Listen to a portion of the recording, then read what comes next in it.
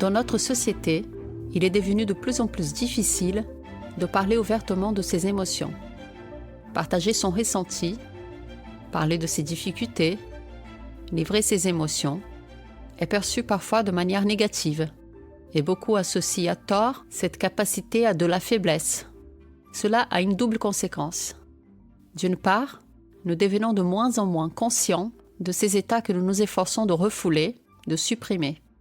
Et d'autre part, nous nous intéressons de moins en moins à ce que ressent l'autre. Nous nous coupons ainsi les uns des autres, mais aussi de nous-mêmes. Nous marchons en aveugle. Dans ce podcast, je vais sortir un peu des considérations sur le changement ainsi que des biais qui en sont les freins pour aborder la question de l'identification de nos besoins et du rôle joué par nos émotions.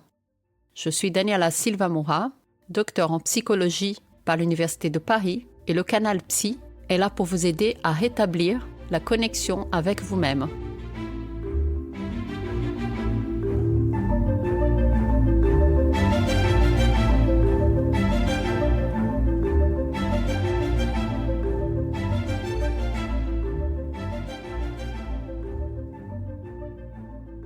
Lorsque nous ouvrons le sujet du respect de ses besoins et de ses limites, il est courant de ne pas savoir où nous devons placer le curseur. Si le curseur est placé trop haut, nous basculons dans l'autocentrisme et l'égoïsme.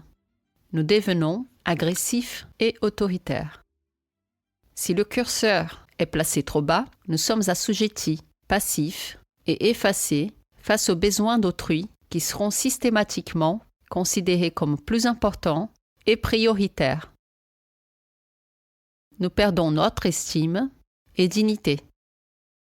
Respecter ses besoins et ses limites, c'est l'art de trouver le juste milieu. Là où mes besoins sont aussi importants que ceux des autres, où je sais les communiquer de façon claire, adaptée et non violente, et où il y a encore de la place pour l'autre. Placer son curseur au milieu peut sembler quelque chose de simple à faire.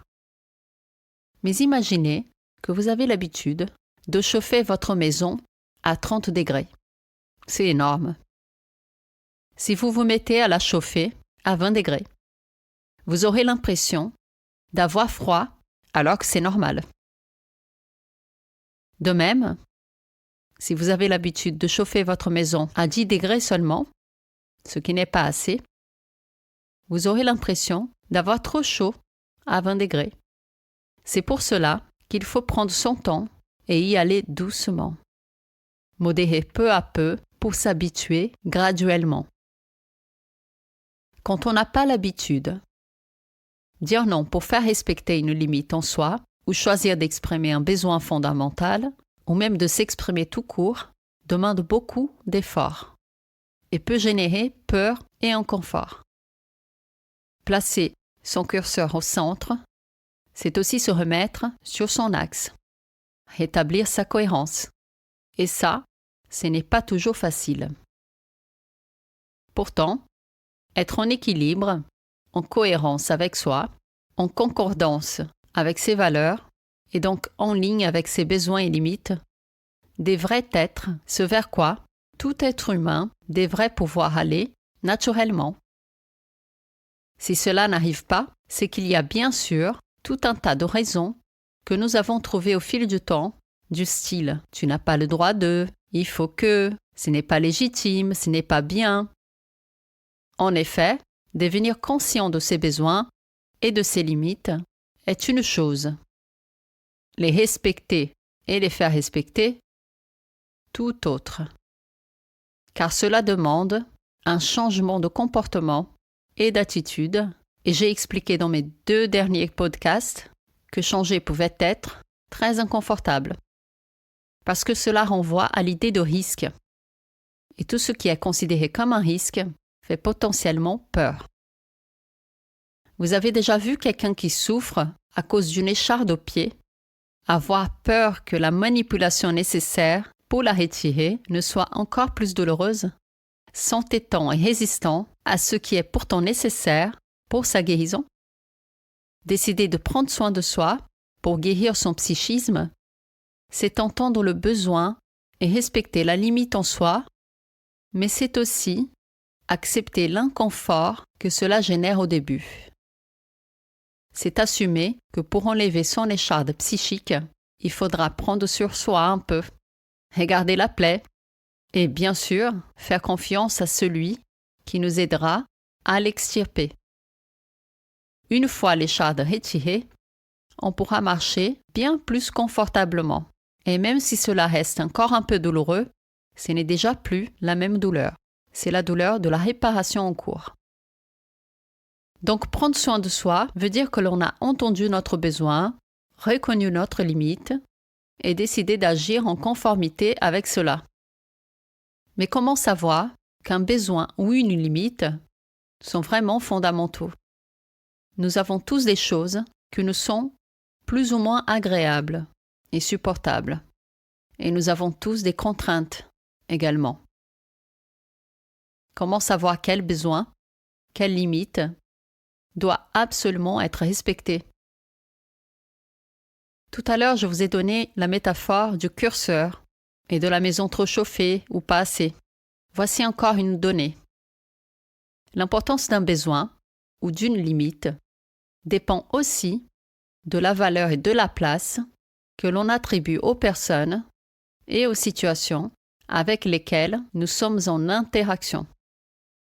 Plus nous sommes intriqués dans une situation ou avec une personne, intriqué ici veut dire partageant une histoire commune que l'on a investie affectivement et intellectuellement de manière significative. Par exemple, prenons un besoin fondamental qui est celui du respect. Si je n'ai pas cela dans mon couple, je risque d'en souffrir, bien évidemment. Si je n'ai pas du respect dans mon travail, ce sera source de souffrance pour moi, parce que je partage une histoire commune avec ces deux situations, du fait du temps passé, de mon investissement affectif, intellectuel. Il y a un enchevêtrement, une intrication entre mon vécu et ces situations. Ce qui se passe dans ces situations avec lesquelles je suis intriquée m'impacte. Donc plus la situation où la personne et moi sommes intriqués, plus je pourrais souffrir du non-respect de mes besoins et limites, et plus il sera important pour moi de les reconnaître pour les faire respecter. Il est très important que vous sachiez que vous, en tant qu'adulte, êtes les seuls capables de vous protéger réellement. Le respect de nos besoins et limites prend d'abord place en soi, pour ensuite retentir sur le reste, et pas l'inverse. Mais encore faut-il que nous ayons compris que nos besoins et nos limites sont aussi importants que ceux des autres, et que nous avons le droit de les respecter et les faire respecter. Le droit, la légitimité, la valeur de soi, c'est souvent là que ça coince. S'il suffisait d'expliquer à quelqu'un qu'il ou elle a le droit d'exprimer son besoin et sa limite, nous n'aurions pas autant de victimes de situations abusives et maltraitantes. Si au fond, nous sommes dans l'incapacité de se reconnaître le droit d'expression, son droit même d'avoir des besoins et des limites, d'exister avec ça, notre maison est toujours glaciale.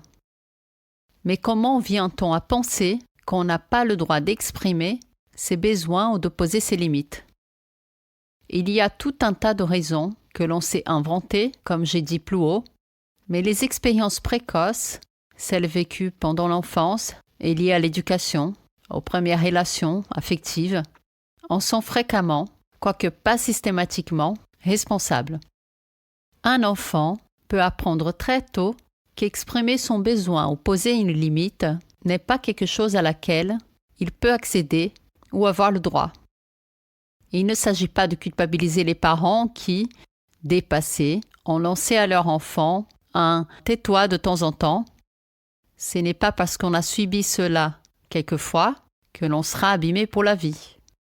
En revanche, si ce genre d'attitude parentale, consistant à valoriser la répression de ses émotions et de ses besoins, le non-respect de ses limites, la non-expression de ses opinions est répétée et récurrente, là oui, l'enfant va se construire selon le cadre qui lui est imposé et aura de fortes chances de grandir en préservant les mêmes réflexes qui ont été autrefois nécessaires pour garder, malgré tout, l'amour de ses parents.